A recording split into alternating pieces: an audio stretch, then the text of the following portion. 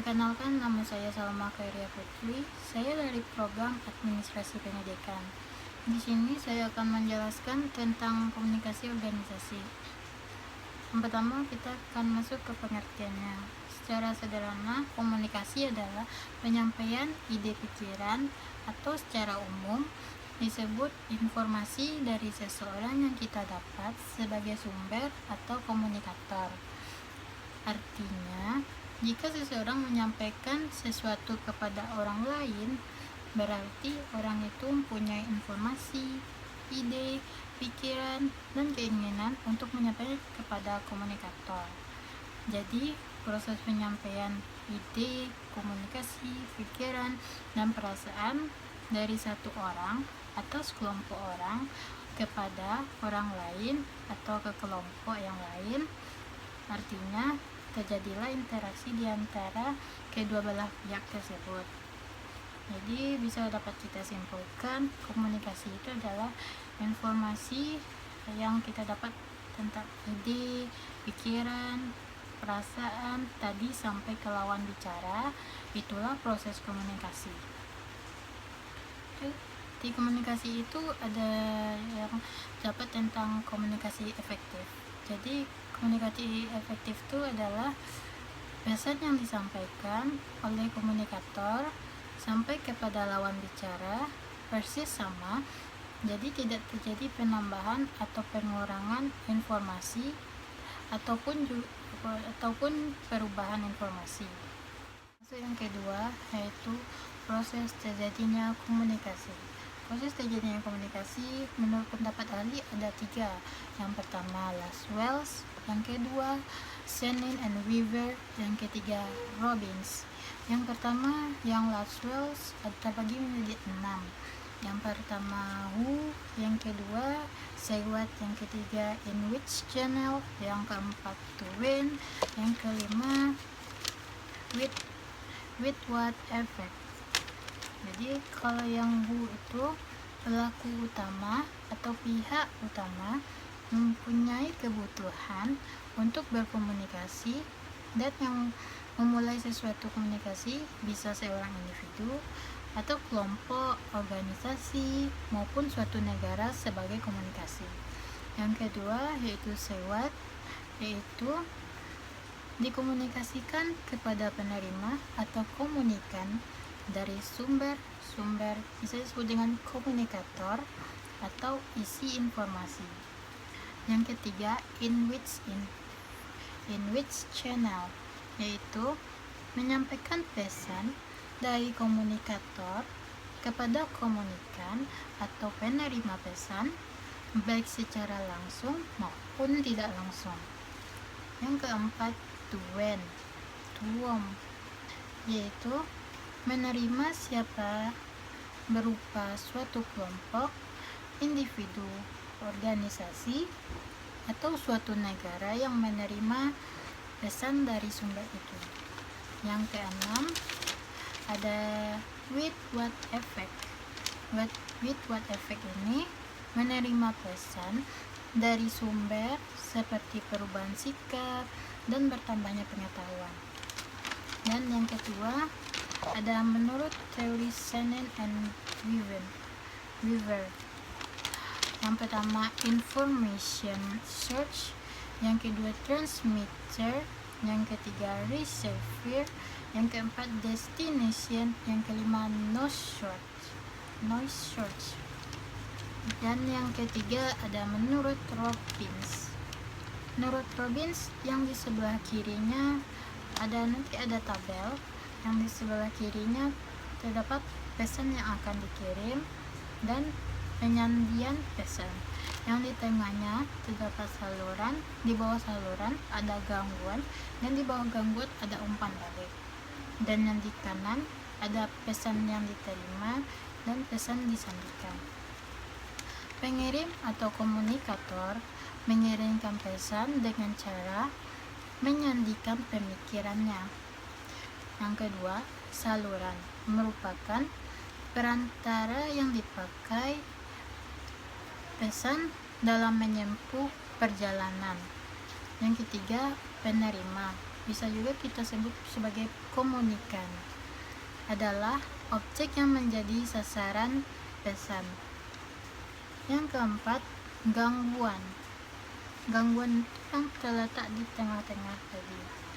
Jadi gangguan itu adalah hambatan komunikasi yang mengacaukan kejelasan pesan. Jadi yang kelima, yang terakhir adalah umpan balik, adalah pengecekan apakah pesan itu diterima oleh si penerima atau tidaknya. Nah, sekarang kita akan masuk yang ketiga, yaitu unsur-unsur dari komunikasi itu sendiri.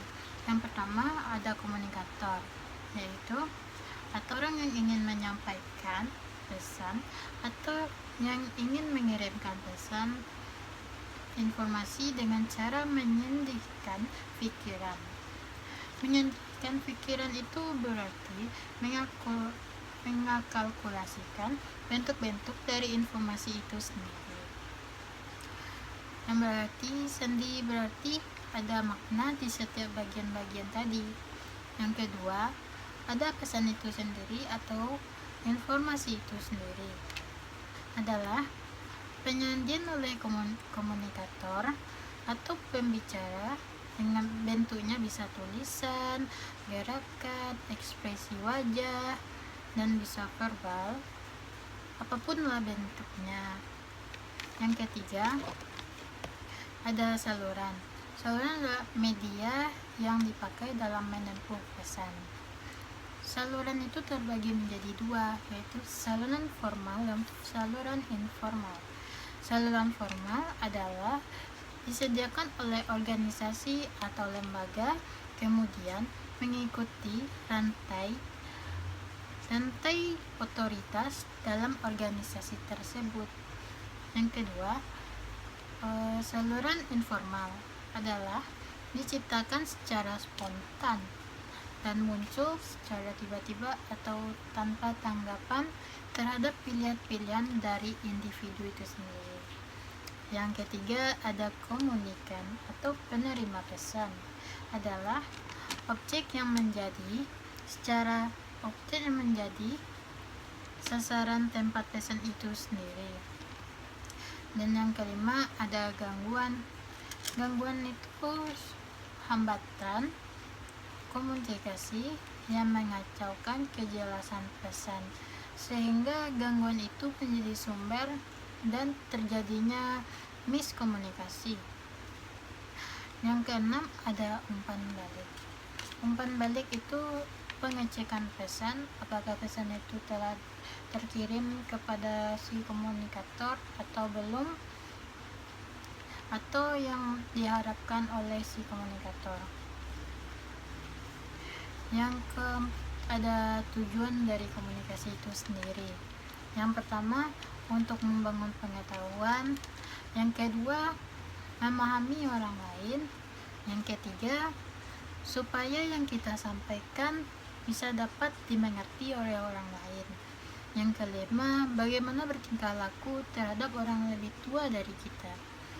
Terus ada fungsi dari komunikasi itu sendiri, yaitu sebagai media ekspresi, aksi, nilai-nilai tujuan, interaksi, dan keluhuran budi dan budaya.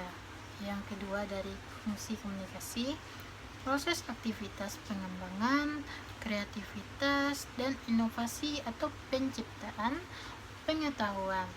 Yang ketiga, pengisian waktu luang. Yang kelima, proses transfer informasi dan penambahan wawasan.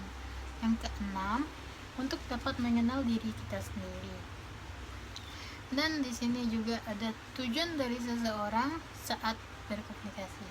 Jadi apa tujuan dari orang itu untuk berkomunikasi kepada orang lain?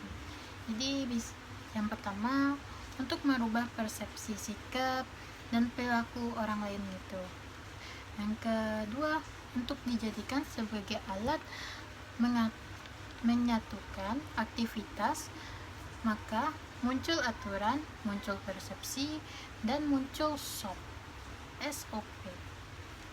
Kemudian yang ketiga, ada komunikasi buat organisasi, adalah mencapai tujuan dari lembaga, atau organisasi itu sendiri. Maka ada garis perintah otoritas dalam proses otoritas. Yang keempat, untuk menciptakan kepuasan atau penaluran rasa ingin tahu seseorang. Ya, sekianlah presentasi dari saya yang berjudul tentang komunikasi organisasi. Bila saya ada salah kata, mohon dimaafkan. Wabillahi taufiq wal hidayah. Assalamualaikum warahmatullahi wabarakatuh.